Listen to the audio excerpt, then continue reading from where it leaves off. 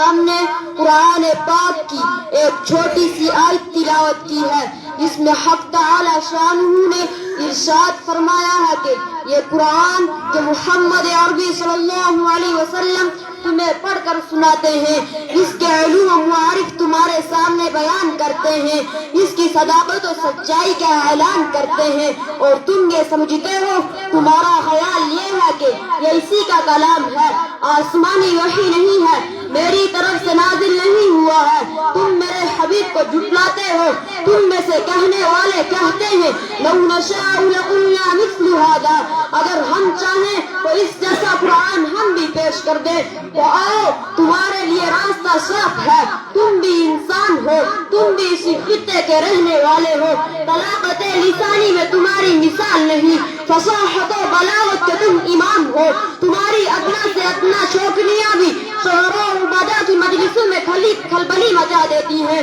تم نظم و نثر کے استاد ہو، ماہر فن ہو، اس جیسا قرآن پیش کر دو۔ حضرات نبی صلی اللہ علیہ وسلم کی زبانی خداوند قدوس نے چیلنج کیا کہ اے محمد صلی اللہ علیہ وسلم آپ کہہ دیجئے کہ تم یہ کہتے ہو یہ انسان کا کلام ہے، اگر تمام انسان اور جنات اور کائنات کی تمام مخلوق اکٹھا ہو کر اس جیسا قرآن پیش کرنا چاہے تو نہیں کر سکتی، چاہے ایک دوسرے کے حامی و مددگار بھی نہ بن جائے۔ یہ ایک چیلنج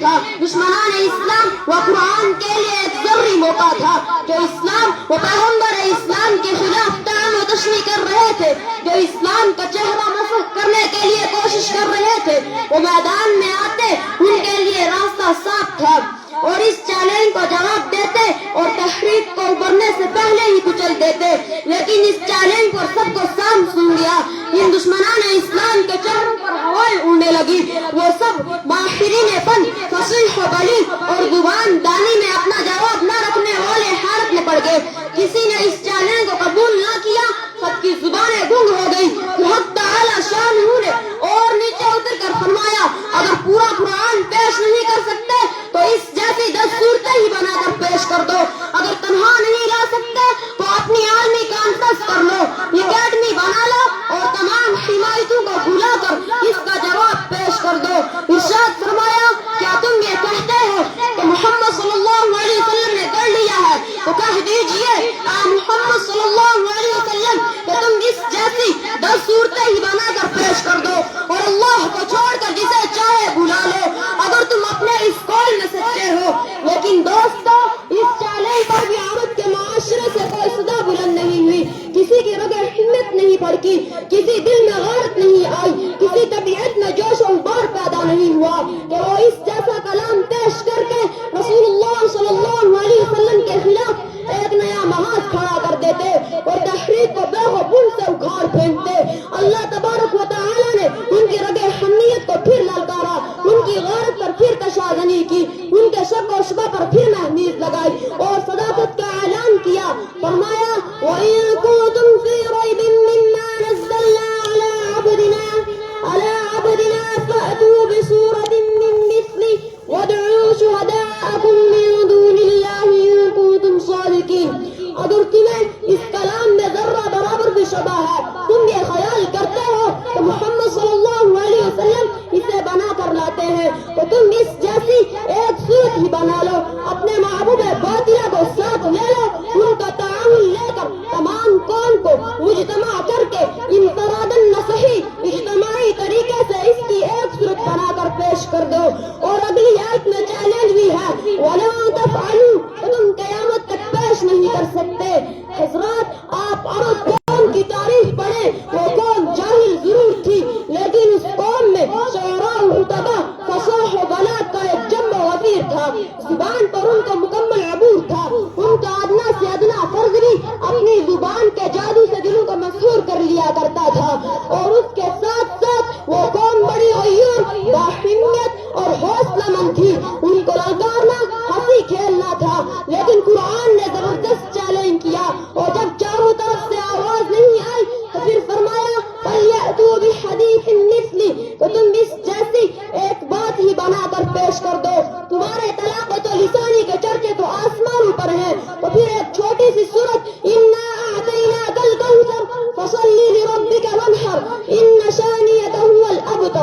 لکھ کر باب کعبہ پر آویزاں کر دی۔ یہ صورت کافی دنوں تک کعبے کے دروازے پر لٹکی رہی، لیکن وہ دشمنان اسلام جو تحریک اسلام کو بے قبول سے اکھاڑ پھینکنے والے وہ محمد عربی صلی اللہ علیہ وسلم اور آپ کے اصحاب کے خون کے پیاسے ان کا تو ایک صورت بنا کر مدعا حاصل ہو رہا تھا۔ بازی ان کے ہاتھ تھی لیکن کہیں سے کوئی چونکی آواز نہیں آئی۔ اللہ رے سناٹا، آواز نہیں آتی۔ قرآن کا یہ چیلنج صرف اہل عرب کے لیے نہ تھا بلکہ قیامت تک آنے والے تمام لوگوں سے متعلق ہے۔ یہ چیلنج آج بھی اہل دانش کو للکار رہا ہے۔ آج بھی جو قرآن کے خلاف اپنی ناپاک زبان استعمال کرتے ہیں وہ اس چیلنج کو قبول کریں، میدان میں آئیں، ان کے لیے راستہ صاف ہے۔ وما علینا الا البلاغ۔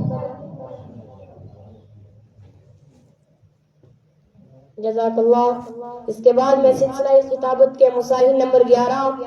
عثمان خان کو دعوت دیتا ہوں کہ وہ آئے اور اپنی تقریر پیش کریں، جن کا موضوع سخن ہے اصلاحی معاشرہ۔ کشتی نہ رہی ساحل نہ رہا، ساحل کی تمنا بھی نہ رہی۔ کشتی نہ رہی ساحل نہ رہا،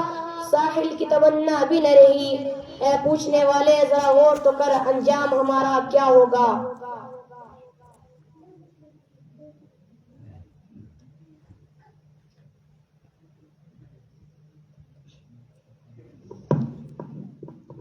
نحمده ونصلي على رسوله الكريم أما بعد أعوذ بالله من الشيطان الرجيم بسم الله الرحمن الرحيم إن الدين عند الله الإسلام صدق الله العظيم کشتی نہ رہی ساحل نہ رہا، ساحل کی تمنا بھی نہ رہی۔ کشتی نہ رہی ساحل نہ رہا، ساحل کی تمنا بھی نہ رہی۔ اے پوچھنے والے ذرا غور تو کر، انجام ہمارا کیا ہوگا۔ میرے بزرگوں اور نوجوان دینی بھائیوں، اللہ کے نزدیک زندگی گزارنے کا طریقہ صرف ایک ہے اور وہ یہ ہے کہ خدا تعالیٰ کے بنائے ہوئے نظام کو قبول کیا جائے، اس کی اطاعت اور فرما برداری کی جائے، انسان اپنے آپ کو اپنے مالک کے سپرد کر دے، انسان امر و نواہی میں کوئی مداخلت نہ کرے۔ اللہ کی وحدانیت اور حقانیت کا مطلب یہ ہے اللہ کی وحدانیت اور حقانیت کا مطلب یہ ہے کہ کسی طرح کی کوئی مشارکت باقی نہ رہے، جیسے کہ اللہ تعالیٰ نے قرآن کریم کے اندر فرمایا ہے قل ان صلاتی ونسکی ومحیای ومماتی للہ رب العالمین۔ ترجمہ، اے پیغمبر آپ کہہ دیجئے کہ میری نماز، میری قربانی، میرا جینا، میرا مرنا سب کچھ اللہ رب العالمین کے لیے ہے جو ساری جہانوں کا پروردگار ہے، کوئی بھی اس کا شریک نہیں، اور میں اللہ کی اس بات کو ماننے والا ہوں، اس کی فرما برداری کرنے والا ہوں، اس کی فرما برداری کرنے والا ہوں، اس کی اطاعت میں پہل کرنے والا ہوں۔ خدا کی وحدانیت کو، اس کی ذات کو، اس کی صفات کو، اس کی کتابوں کو، اس کے آسماء کو، اس کے افعال کو، اس کی تصریفات کو، اس کے کرشموں کو، اس کے معجزات کو، اس کی تعلیم